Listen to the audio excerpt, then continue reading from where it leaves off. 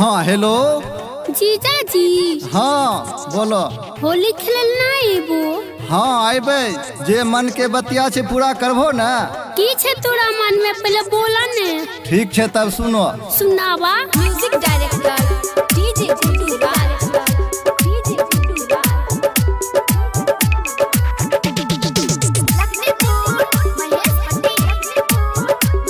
Singing by Ajay अकेला।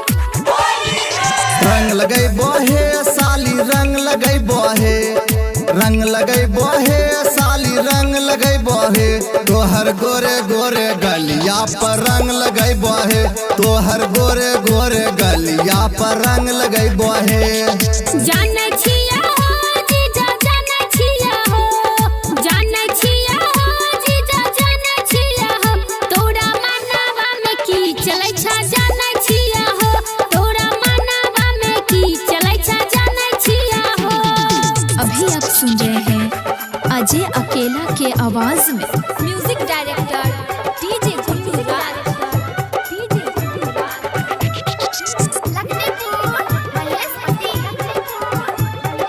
Ganga recording studio Khataha Gochhali. धीरज धारो हे साली, धीरज धारो हे, धीरज धारो हे साली, धीरज धारो हे। रंग लगाई में ओप्पो के मोबाइल देबो हे, रंग लगाई में ओप्पो के मोबाइल देबो हे।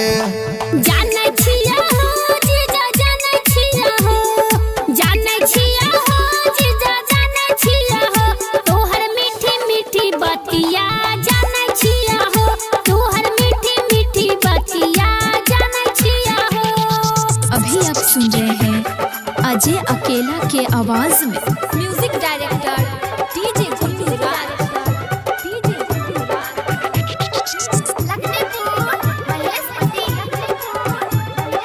Ganga recording studio Khataha गोछाली।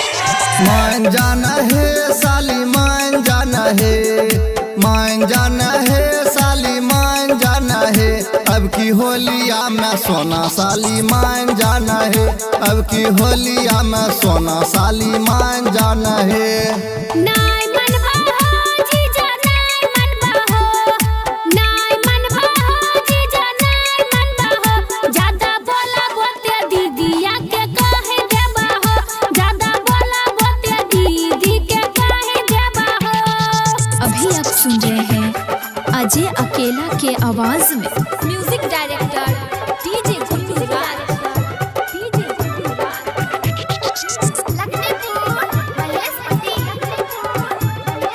Ganga recording studio Khataha Gochhali. पायल देबो हे साली, झुमका देबो हे, पायल देबो हे साली, झुमका देबो हे। अब की होलिया में तोरा हमें लहंगा देबो हे, अब की होलिया में तोरा हमें लहंगा देबो हे।